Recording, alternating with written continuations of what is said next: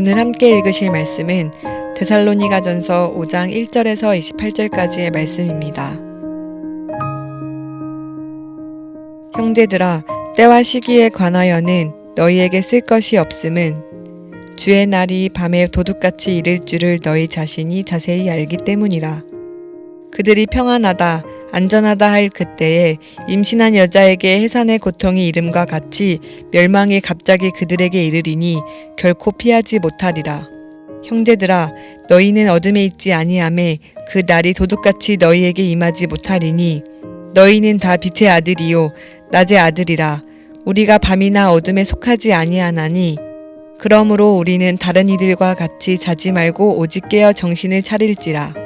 자는 자들은 밤에 자고 취하는 자들은 밤에 취하되 우리는 낮에 속하였으니 정신을 차리고 믿음과 사랑에 호심경을 붙이고 구원의 소망에 투구를 쓰자.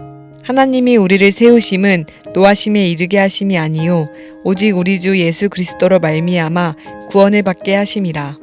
예수께서 우리를 위하여 죽으사 우리로 하여금 깨어있든지 자든지 자기와 함께 살게 하려 하셨느니라.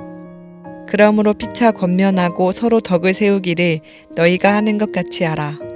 형제들아, 우리가 너희에게 구하노니 너희 가운데서 수고하고 주 안에서 너희를 다스리며 권하는 자들을 너희가 알고 그들의 역사로 말미암아 사랑 안에서 가장 귀히 여기며 너희끼리 화목하라. 또 형제들아, 너희를 권면하노니 게으른 자들을 권계하며 마음이 약한 자들을 격려하고 힘이 없는 자들을 붙들어주며 모든 사람에게 오래 참으라. 삼가 누가 누구에게든지 악으로 악을 갚지 말게 하고 서로 대하든지 모든 사람을 대하든지 항상 선을 따르라. 항상 기뻐하라. 쉬지 말고 기도하라. 범사에 감사하라. 이것이 그리스도 예수 안에서 너희를 향하신 하나님의 뜻이니라. 성령에 소멸하지 말며 예언을 멸시하지 말고 범사에 헤아려 좋은 것을 취하고 악은 어떤 모양이라도 버리라. 평강의 하나님이 친히 너희를 온전히 거룩하게 하시고 또 너희의 온 영과 혼과 몸이 우리 주 예수 그리스도께서 강림하실 때에 흠없게 보전되기를 원하노라. 너희를 부르시는 이는 미쁘시니 그가 또한 이루시리라. 형제들아, 우리를 위하여 기도하라. 거룩하게 입맞춤으로 모든 형제에게 문안하라. 내가 주를 힘입어 너희를 명하노니 모든 형제에게 이 편지를 읽어주라. 우리 주 예수 그리스도의 은혜가 너희에게 있을지어다. 아멘. 오늘 본문 말씀은 데살로니가전서의 마지막 장인데요. 이 장에서는 사도 바울이 이 편지를 마무리하면서 사랑하는 데살로니가 교회의 교인들을 향해 마지막으로 당부하고 있는 권면의 말과 끝인사가 기록되어 있습니다. 그 중에서도 16절부터 18절에 나오는 항상 기뻐하라, 쉬지 말고 기도하라, 범사에 감사하라는 이 말씀은 성경 전체를 통틀어 가장 유명한 말씀 가운데 하나로 꼽을 수 있을 만큼 우리에게 굉장히 친숙한 말씀인데요. 데살로니가 전서는 잘 아시는 것처럼 사도 바울이 기록한 서신들 가운데 가장 먼저 기록되었다고 알려진 것으로서 예수님의 승천 이후 약 30년밖에 지나지 않은 시점에 쓰여진 글입니다. 그러다 보니 자연스럽게 예수께서 곧 당장 내일이라도 재림하실 것이라고 믿고 있던 당시 교회의 상황 속에서 사도 바울은 특별히 예수 그리스도의 재림과 종말과 관련해서 성도는 과연 어떠한 신앙의 자세를 지니고 살아야 하는가에 대한 중요한 말씀들을 이 책에서 기록하고 있죠.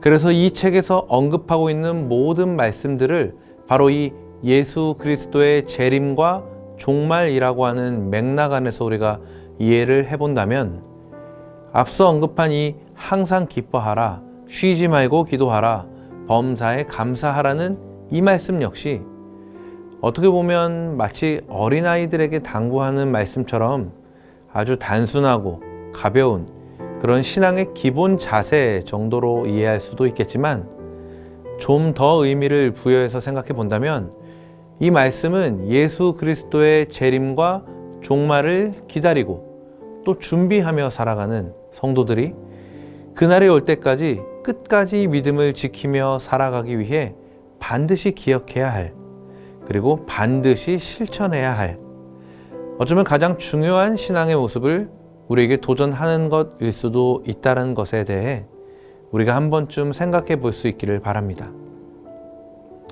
그런데 사실 이 말씀을 대할 때마다 이런 생각이 드는 건 어쩔 수가 없습니다. 어떻게 항상 기뻐하지? 쉬지 말고 기도하는 게 가능한가? 범사에 감사라는 건 정말 말도 안 되는 이야기 아닌가? 당연한 이야기지만 세상에는 기쁜 일만 있지가 않잖아요. 그렇죠. 기쁠 때도 있지만 때로는 슬픈 일도 있고 어려운 일, 곤란한 일, 그리고 억울한 일을 당할 때도 있습니다. 그래서 항상 기뻐하라는 이 말이 현실적으로는 불가능한 일처럼 느껴지는 것이 사실입니다. 쉬지 말고 기도하는 것도 마찬가지입니다. 삶이 이렇게 바쁜데, 이렇게나 할 일이 많은데 어떻게 쉬지 않고 매일 기도만 합니까? 이게 솔직한 마음이죠. 그리고 범사에 감사하라고 말씀하시는데, 아니, 범사에 감사를 하고 싶어도 도무지 감사할 일이 안 생깁니다. 내 삶을 놓고 보면 감사할 거리는 하나도 없고 불평과 불만거리만 가득해 보이는 것이 현실입니다. 그래서 범사는커녕 하루에 한 번 감사하는 것도 쉽지가 않습니다. 자, 그럼 뭘까요? 사도 바울은 왜 너무나도 애정하던 그 데살로니가 교회의 교인들을 향해, 그리고 오늘날 이 말씀을 대하는 저와 여러분을 향해 왜 이토록 어려운 주문을 하고 있는 걸까요? 항상 기뻐하고 쉬지 말고 기도하고 범사에 감사하라. 이게 과연 가능한 일일까요? 도대체 어떻게 하면 가능한 걸까요? 사실 그 답은 생각보다 간단합니다. 이 데살로니가전서 말씀의 방향처럼 지금의 현실이 아닌 다시 오실 예수님을 바라보면 그렇게 살아갈 수 있습니다. 지금 나의 상황만 바라보면 당연히 항상 기뻐할 수 없겠지만, 눈을 들어 다시 오실 예수님을 바라보면 항상 기뻐할 수 있는 겁니다. 왜?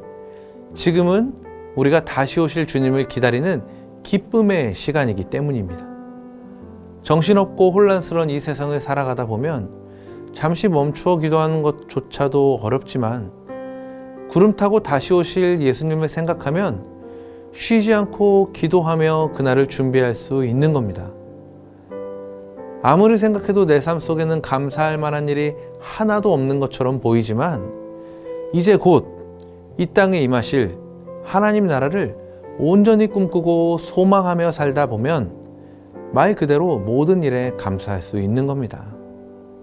이것을 꼭 기억해 주시고, 다시 오실 예수 그리스도, 그리고 반드시 임하실 하나님 나라를 더욱 믿음으로 꿈꾸고 소망하며 항상 기뻐하고 쉬지 말고 기도하며 범사에 감사하며 살아갈 수 있는 우리 모두가 될 수 있기를 예수님의 이름으로 축복합니다. 기도하겠습니다. 오늘도 우리 삶을 이끄시며 붙드시는 좋으신 하나님, 어렵고 힘든 상황 속에서도 소망을 잃지 않고 빛 대신 주님을 바라보며 살아가는 우리 삶에 거룩하신 주의 영으로 임하여 주옵소서.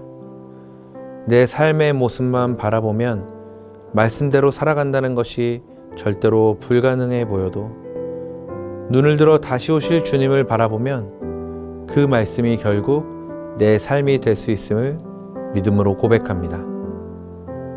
오늘도 그 믿음 가지고 더욱 주님 바라보게 하옵소서. 감사드리며 이제 곧 다시 오실 나의 왕 예수 그리스도의 이름으로 기도합니다. 아멘.